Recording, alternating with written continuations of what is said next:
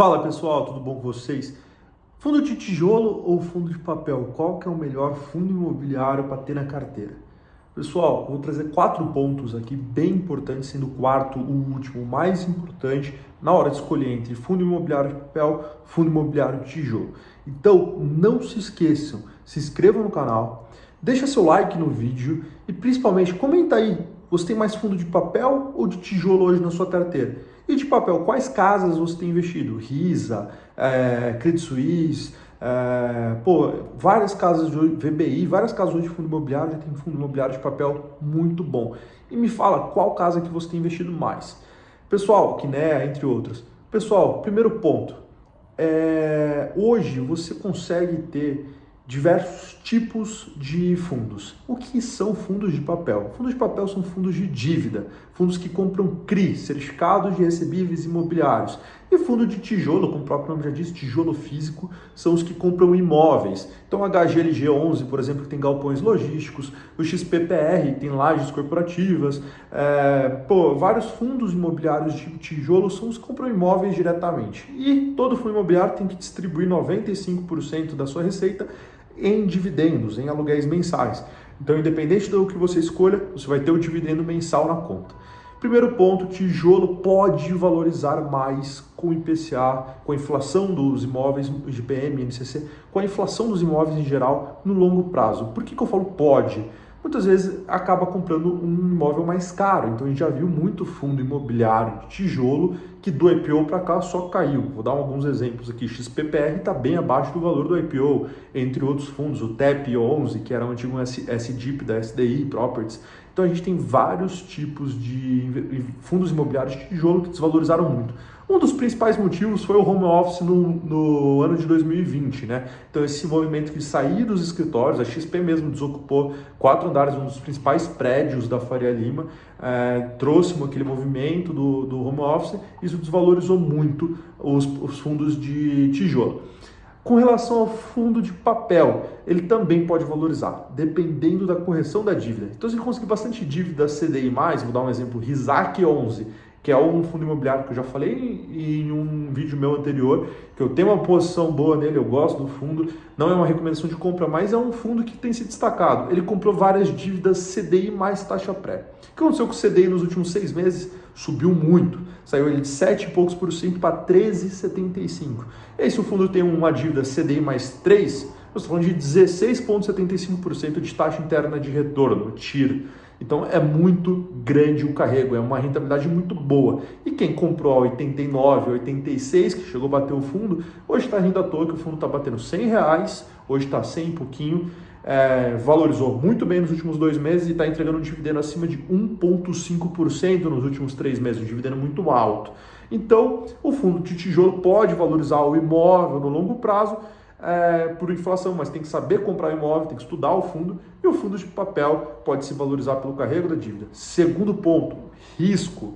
O risco do tijolo é a vacância, ou seja, você tem lá um fundo de imobiliário que tem 3 imóveis, uma laje corporativa em São Paulo, um galpão logístico em Curitiba e um imóvel em Maringá.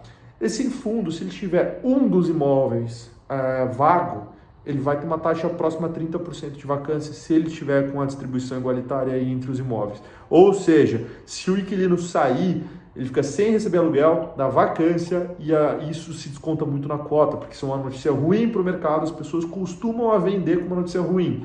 Não quer dizer que o fundo é ruim, que a gestão é ruim, mas pode acontecer, é um risco. Qual que é o risco do fundo de papel? O default. O que é um default? Você ser inadimplente na dívida. Então ele tem lá, por exemplo, 50 dívidas. Distribuiu um fundo de 500 milhões, distribuiu igualmente nas 50 dívidas, 10 milhões cada dívida, e uma das dívidas dá default, ou seja, a pessoa não paga. Você tem inadimplência de 1% do valor do fundo.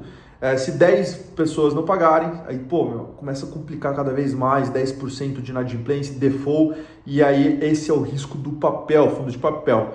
Você tem fundo de papel que tem muita dívida CDI+, IPCA+, comenta aqui, fala para mim, quero saber. Com relação ao retorno, quando você tem um retorno de dividendo, tá, pessoal? Primeiro eu falei sobre a valorização da cota, agora sobre o dividendo. Sobre o dividendo depende muito do imóvel e depende muito da dívida. Geralmente o fundo de papel, quando o CDI está para cima e o IPCA está para cima, ele paga mais dividendo do que o fundo de tijolo. Por quê? Porque é difícil você achar um aluguel com uma taxa de juros tão alta quanto da dívida. CDI mais 3, CDI mais 2, geralmente o aluguel ali vai dar no máximo o CDI. Por quê? Porque o CDI subiu muito. Agora, quando a juros está para baixo, geralmente o aluguel do imóvel físico está um pouco melhor. Então, geralmente compensa em taxa de juros alta, fundo de papel, e taxa de juros baixa, fundo de tijolo. Quando a gente fala de gestão ativa, que é o quarto ponto, que é o mais interessante, gestão ativa é você entender o mercado de fundo imobiliário. Você tem uma equipe que sabe quando vai ter uma emissão, quando que o fundo imobiliário está trocando a dívida de PCA+, para CDI+, esse determinado momento, você tem que ter a autonomia de saber sair antes que o IPCA dê uma deflação, que aconteceu nos últimos 2 meses, e entrar num de CDI, por exemplo, que o pós-fixado foi melhor. Quem soube fazer isso nos últimos 2 meses ganhou bom dinheiro. Tanto na evitar ali, perder o dinheiro na cota, quanto ganhou dinheiro na nova cota que comprou CDI+. Então, pessoal, não se esqueça, o primeiro ponto, tijolo pode se valorizar mais com a inflação e tudo depende muito do carrego da dívida para o papel. Segundo ponto, risco, é default, que é o papel, e o tijolo é vacância. Terceiro ponto, retorno ali do dividendo. Geralmente papel maior quando a taxa de juros está maior, tijolo maior quando a taxa de juros cai. E o quarto ponto, tem uma gestão ativa. Vai ter um follow-on? Descobre para onde vai esse dinheiro. Vai ter uma oferta diferente? Descobre como que vai funcionar a oferta.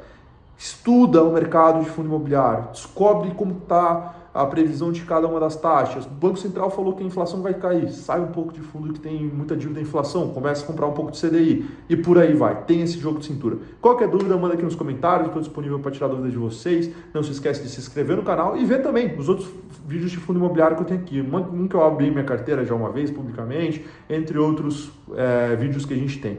Tchau, tchau.